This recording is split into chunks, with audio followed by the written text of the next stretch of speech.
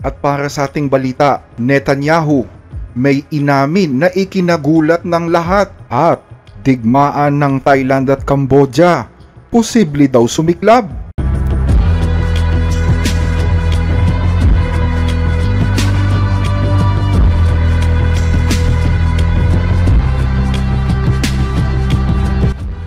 Patuloy pa rin sa pambobomba sa Gaza Strip ang Israel. Pero kahapon, isang bagay ang inamin ni Israeli Prime Minister Benjamin Netanyahu na ikinagulat ng lahat. Inaarmasa ng Israel ang mga pinaka-notorious na gang sa Gaza para ipangtapat sa Hamas. Isang revelasyon na nagpasiklab ng kontrobersya sa mga politika ng Israel, lausi at paglalaro ng apoy ayon sa oposisyon. Pero hindi ito bagong strategy sa Israel dahil sa loob ng maraming taon, ginamit din ng Israel ang grupong Hamas noon bilang pantapat naman sa Palestinian Authority na nasa West Bank. Pero ngayon ay kalaban na nila ang Hamas. Natatakot ang marami dahil baka maulit na naman ang nangyari. Baka isa na namang halimaw ang binubuo ng Israel na sa bandang huli ay sasakmal sa kanila. Panahon ng Eid al-Adha ngayon sa Gaza, pero tila walang ginaganap na selebrasyon. Ano nga naman ang silbi ng selebrasyon kung wala namang pagkain, walang ligtas na lugar na pwedeng magsama-sama ang lahat, at karamihan ay nasa tabi ng puntod ng kanilang mga mahal sa buhay. Ito ang new normal ngayon sa Gaza. Pero ang hindi normal ay gumagamit na naman ngayon ang Israel ng isang estratehiya na minsan na nitong napagkamalian. Inamin mismo ni Netanyahu na inaarmasa nila ang mga gang sa Gaza para labanan ang mga Hamas. Isa pang tanong lang. Naglabas si Lieberman ng sikretong security information para sa personal na interes niya sa politika. Gaano nga ba kasensitibo ang impormasyong ito? Napakaseryoso nito, dahil ano pa ang pwedeng ibunyag ni Lieberman? Ano pa kaya ang kanyang ilalabas? Batay sa payo ng mga security officials, pinakilos natin ang iba't ibang mga gang sa Gaza na kumakalaban sa Hamas.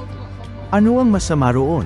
Mabuti pa nga ito dahil nakakatulong ito at nililigtas ang buhay ng mga sundalo ng IDF. Sa halip ang pagbubunyag na ito, ang publicity na ito, ay pabor sa Hamas. Pero wala namang pakialam si Lieberman.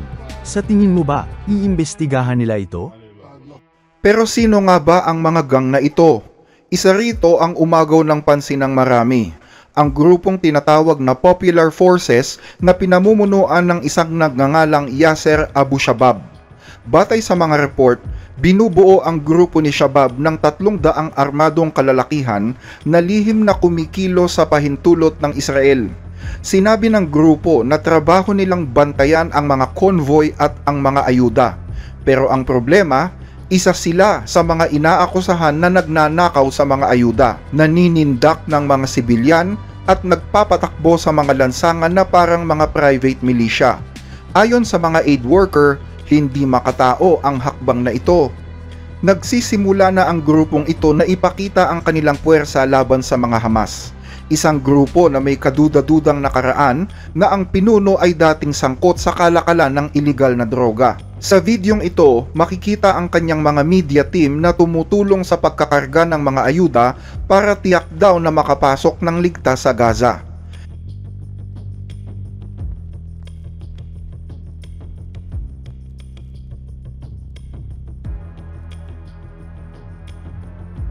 Ito si Natir, pinuno ng samahan ng mga tracker sa Gaza. Ikinwento niya kung paanong paulit-ulit na tinatarget ng mga magnanakaw na ito ang kanilang mga sasakyan. Maaaring ngayon mo pa lang siya nakita sa balita pero matagal na naming kilala si Abu Shabab. Marami sa aming mga driver ang pinahintunan ng kanyang grupo. Kapag sinubukan ng driver na tumakas, pinapaputukan nila ang mga gulong ng truck o mismong ang driver o di kaya'y binubugbog sila. Isang beses, 100 truck ang kinuha niya sa loob lamang ng isang araw. Halos lahat ng aming mga driver ay nakaranas na makaharap siya. Ayon sa isang dokumento ng United Nations noong nakaraang taon, inilarawan si Abu Shabab bilang isang kriminal, pinuno ng gang, at pangunahing sangkot sa sistematikong pagnanakaw ng mga ayuda. Ayon sa mga dokumento, ang kanyang base ay nasa isang lugar na kontrolado ng mga sundalong Israeli. Bahagi ito ng tinatawag ng Israel na Military Buffer Zone sa Gaza. isang lugar na bawal pumasok ang mga Palestinian. Pero sa isang lugar rito na malapit sa Rafah Crossing, sinasabing nagkukuta ang grupo ni Abu Shabaab. Ngayon, ang kanyang mga tauhan ang nag-e-escort ng mga truck ng ayuda na pumapasok sa Gaza mula sa Karem Shalom, papunta sa mga facilities ng Gaza Humanitarian Foundation na nasa southern region. Sa videong ito, makikita ang grupo ni Abu Shabaab habang nagtatayo ng mga tolda. Ayon sa kanila, ang mga tent na ito ay para sa mga refugee ng Western Rafah, na ngayon daw ay pwede nang makabalik sa kanilang mga tahanan, kahit ang totoo, sakop pa rin ng military zone ang lugar na yon. Kamakailan, isang saksi ang nagsabi na nakita niya ang grupo ni Abu Shabaab na nagbabantay sa mga ayuda sa isang distribution site ng Gaza Humanitarian Foundation noong araw na nagkaroon ng barilan at ilang mga Palestinian na naghihintay ng ayuda ang nabaril at napatay. Pero itinanggi ng grupo ni Abu Shabaab na naroon sila sa site ng mga araw na yon. Ito si Sam Rose, isa sa mga namamahala sa pagdadala ng UN humanitarian aid sa Gaza. Tinanong siya kung ano ang kanyang reaksyon sa mga bali-balita na ang grupo ni Abu Shabaab ang nagbabantay ngayon sa mga ayuda. Nakakatawang isipin na ang isang grupo na alam nating sangkot at may record sa pagnanakaw ng ayuda ang sila ngayong inilagay ng pamahalaan para sa seguridad ng mga supply laban sa pagnanakaw. Pero tingnan ninyo, napakalaking kalokohan nito na ang mismong gobyerno, ang gobyerno ng Israel, na siyang responsable sa pagharang sa mga ayudang papunta sa Gaza, ay siya ngayong inaasahang maggagarantiya na makakarating ang mga supplies. Noong nakaraang buwan, naglabas ang Hamas ng isang video na nagpapakita ng kanilang pag-atake sa mga tauhan ni Abu Shabaab. Ipinagpipilitan ng grupo ni Abu Shabaab na tumutulong lamang sila sa pagprotekta sa mga lokal na residente at itinangging sila ay nakikipagtulungan sa mga puwersang Israeli. Isang pahayag na tila hindi naman pinaniniwalaan ng marami. Sa ibang balita, digmaan ng Thailand at Cambodia, posible daw sumiklab. Taong 2025 na, pero patuloy pa ring nabubuhay ang Timog Silangang Asya sa ilalim ng mga borderline na iginuhit noong 1970s. Iginuhit ng mga Europeans ang mga border na ito para sa kanilang interes, pero ang rehiyon ay patuloy na nagdurusa sa mga naging bunga nito. Isang halimbawa ang Thailand at Cambodia, magkaratig na bansa na mahigit may 800 kilometrong haba ng pinagsasaluhang border sa gitna. Pero sa ilalim ng katahimikan ng dalawang bansa, may matagal na palang alitan ang mga ito tungkol sa kanilang mga teritoryo. Noong nakaraang buwan, sumabog ang tensyon. Isang sundalong Cambodian kasi ang napatay sa isang sagupaan. Bilang tugon, isinara ng Thailand ang kanilang border at nagpadala ng karagdagang puwersang militar.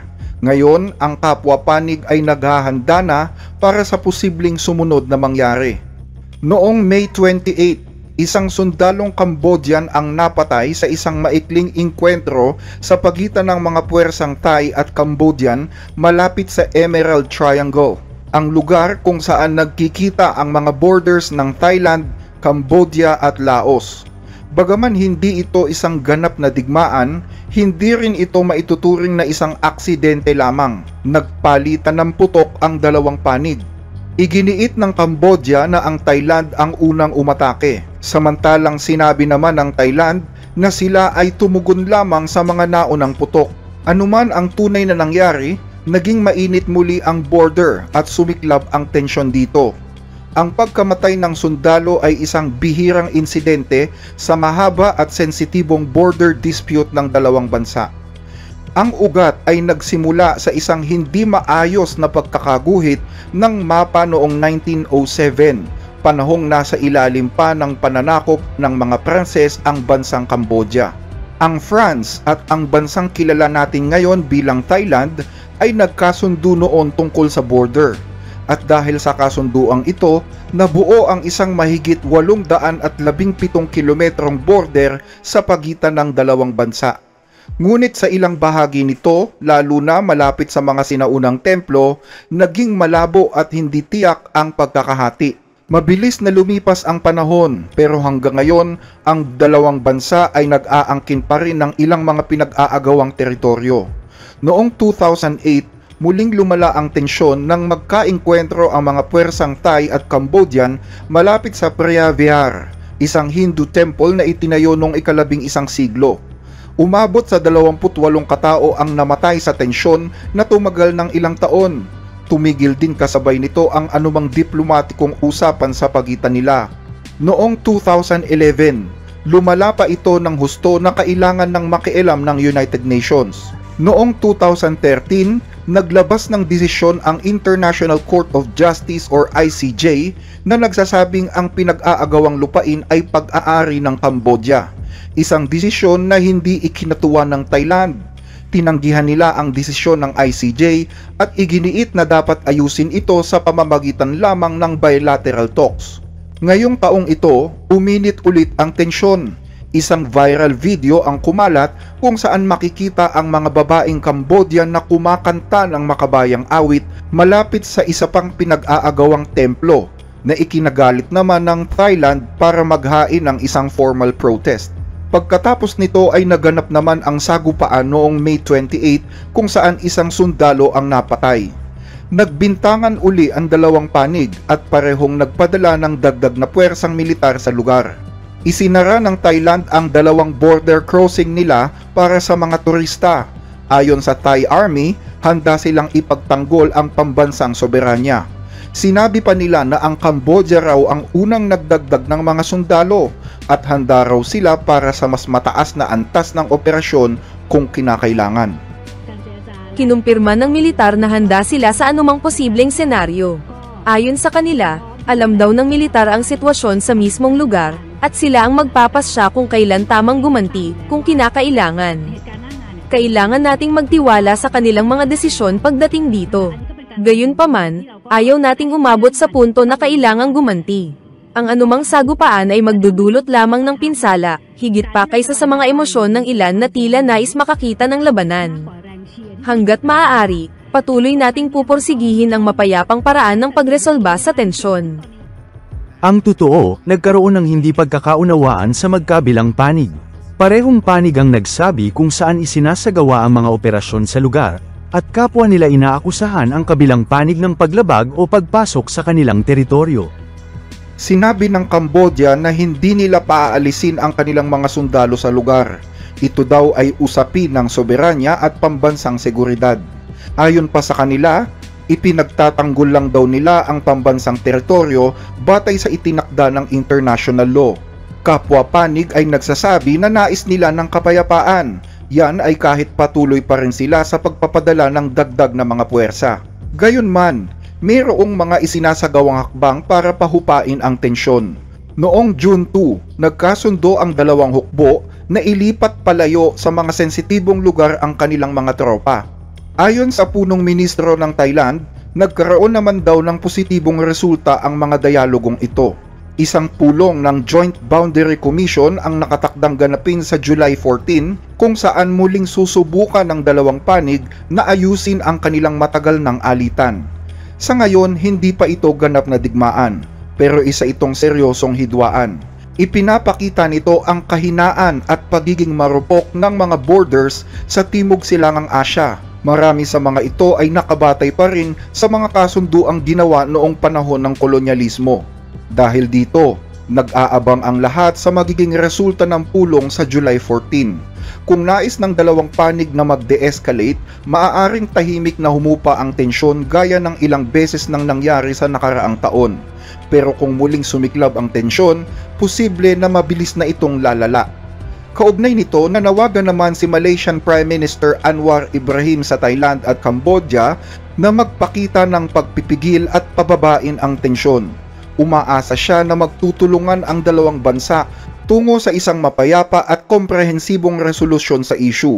Kumpiyansa din siya na ang mapayapang pamamaraan ng pagresolba ng mga alitan na isinusulong din ng ASEAN ay magbibigay ng matibay na pundasyon para maharap ang hindi pagkakaunawaang ito. Hanggang dito ang ating mga balita. Regular naming binabasa ang inyong mga comment, kaya huwag mag-atubiling i-share ang inyong opinion sa mga napapanahong issue. Maraming salamat po sa inyong pakikinig.